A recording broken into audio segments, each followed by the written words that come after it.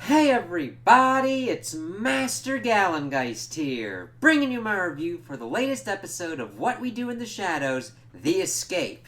And I fucking loved this episode. Holy shit. Like, they were fucking on point with this one. I enjoyed this one so much. So we start off the episode and we see that Laszlo's talking about this whole documentary thing, whatever the fuck it is, to pretty much show us uh, the sire again, like the stuff that we'd seen when we were first introduced to him. And we see that Nandor and Nadja as being co-leaders because they are making that a big point. They're like going through, seeing that everything's kind of mucked up and everything, but then they look into the sire's cage and they hadn't fed him, and he had used one of the bones from his victims to create a giant tunnel and was loose. And we see that Nadja's blaming it on Nandor, and Nandor does take it, and they're like, shit, I fucked up. But Nadja wrote a sticky note and didn't tell Nandor that he needed to feed the sire. And it's just like, fuck you. It was great for comedic effect, but it really just showcased Nadja not wanting to take responsibility for shit. And then it was really kind of cool to see Nandor actually take responsibility and try and fix everything and try and see what's kind of going on.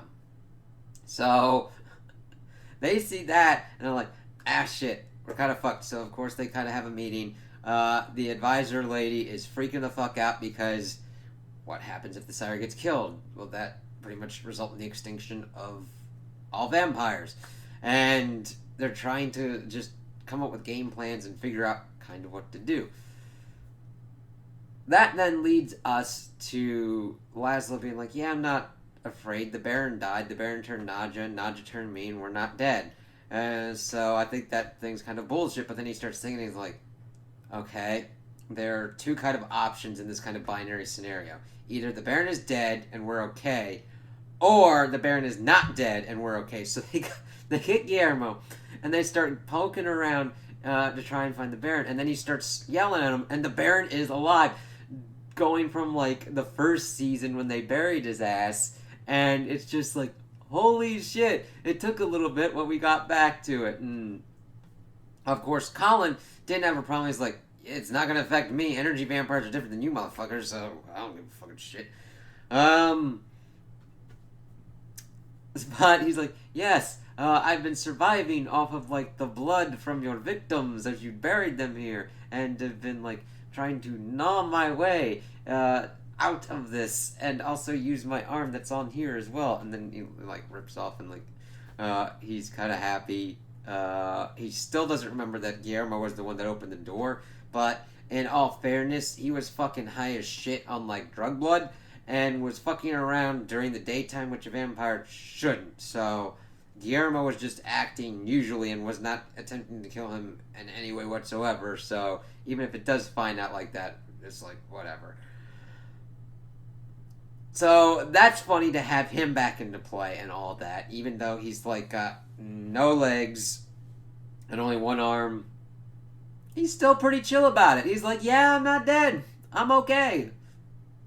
Yeah. So we see that Nandor calls like a press conference, even with like vloggers and shit like that, with this kind of like cool vampire kind of things, got floating heads and all that shit, pretty much telling everybody what's going on, even though instead of kind of like making it so that everybody's like calm and collected about the situation, kind of freaking out at the end. Even if this would result in all our devices and shit, it's like, shit, you shouldn't. She's like, you're making this even worse. It's like, yeah, that's what happens when you cede responsibility like that as the co-leader shit. And just put it all on one person like that. Huh? Well, they're all kind of freaking out. And then Guillermo's like, alright, I got this. Let me do this.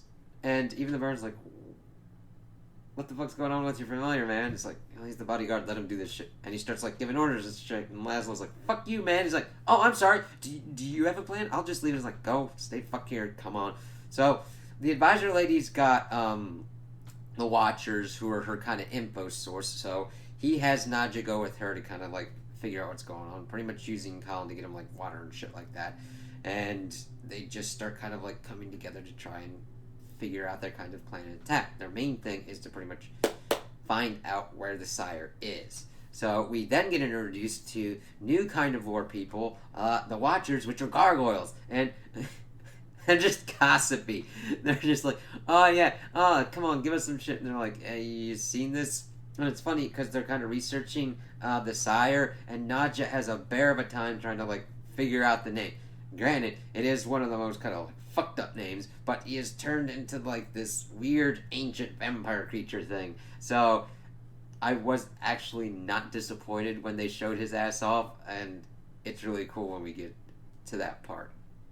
But Nadja and the advisor lady are talking to the Watchers, and they don't have anything at the moment. But then she like asks around, and it's kind of like a foghorn thing, and Nadja's like, "Oh, I thought that was like horns or shit like that." And they do have him. They kind of locate him, and then we see them kind of like running through. We see Guillermo's like, "Oh yes, this is vampire piss," and like Nandor's like, "How the fuck do you know that?" It's like, yeah, that's a pretty important fucking question for Guillermo right there. It's like, why do you know what vampire piss tastes like? But they kind of just start following him.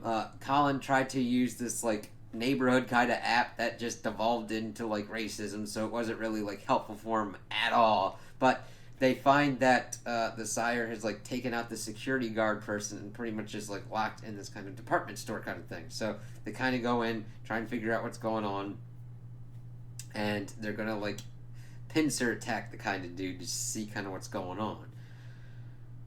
Well, we see that Nadja and Laszlo are kind of like skulking around the store trying to figure out what's going on. Nadja's trying to call the dude's name, and she still doesn't really take... She makes steps like she's going to take responsibility, but she just keeps kind of throwing him under the bus. But we see that Laszlo tries to use a harmonica to like soothe the savage beast kind of thing as we see him, and he's this...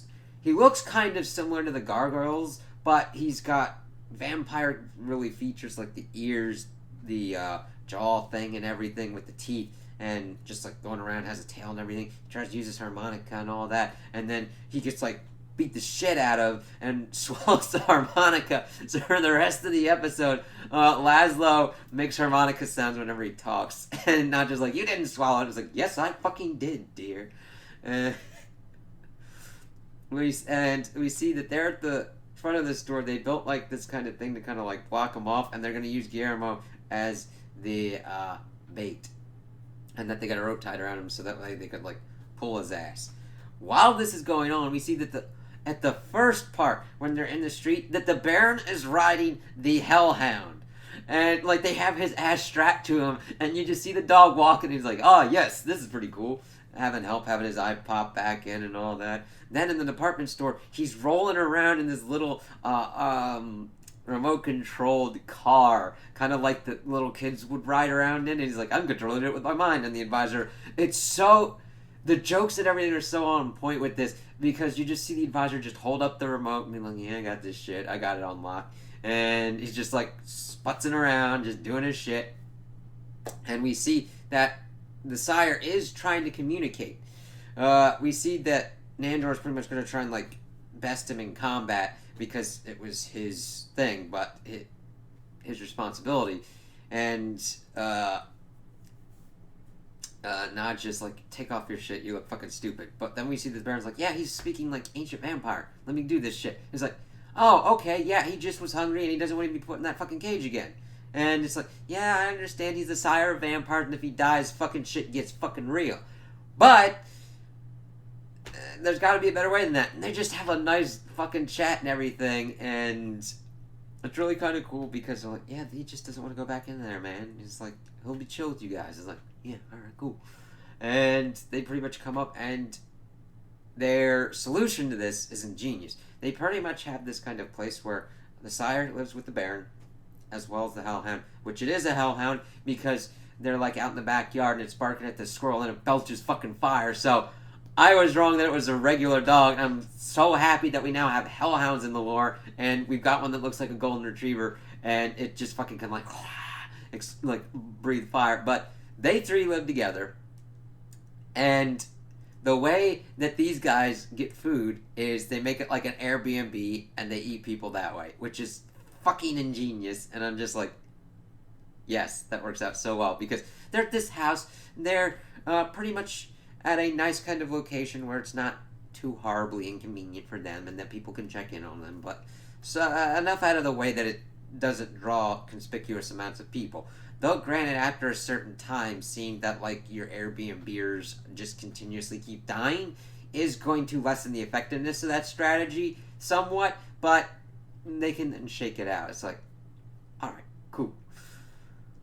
And then at the end, we see that Nandor does another press conference, kind of echoing, it's like, hey, we got him! Kind of similar to, like, Osama bin Laden and all that kind of shit. And I'm just like, they got it! It just worked very well. It's like, okay, so this is Nandor in his kind of situations where it's kind of bad. Because he did explain how he normally did things as a leader, where if he ever got into kind of trouble, he would just, like, start a war with another country or whatnot. It's like, that's not usually the most effective kind of thing, and that really wouldn't help you in this kind of situation at all, either. Because you're trying to, like, find someone because you don't want your entire species, like, if he accidentally fucking was like, stayed out too long and got hit by the sun and wiped out all kind of vampires. That'd be kind of a downer. But I just loved seeing all the different kind of character interactions. This was a great focused kind of plot that you could kind of term the Baron thing as kind of a B plot, but it's kind of integral enough to what's going on that I just consider it an integral part of focusing on what's going on with the sire, the vampire lore, of the implications of, like, if your sire is killed, you die. It's like, oh, shit. So figuring that out and bringing that back was just really good. Seeing Guillermo kind of take point on this and them actually trust him, I think did even a better thing than the previous episode, seeing him trying to do machinations to kind of gain power. This was just him in a role getting the kind of respect he deserves as he's trying to, like, help them with this kind of fuck up that they've done. And it was just cool to see that, see Colin do his usual kind of energy vampire stuff. Every kind of character had, like, great moments to shine, and they did it to such maximum effect. I'm like, yes, this is really kind of cool. So my main kind of positives for this episode is that it just really did cool stuff with the war, really good stuff with characters, and had that drive a really cool and interesting plot. And I'm just like, yes, this is how you do it. So those are my opinions on the episode. Tell me what you guys think in the comments below. If you liked it, if you didn't like it, if you agree with me, if you disagree with me. Also, like and subscribe, and I hope you have a good day.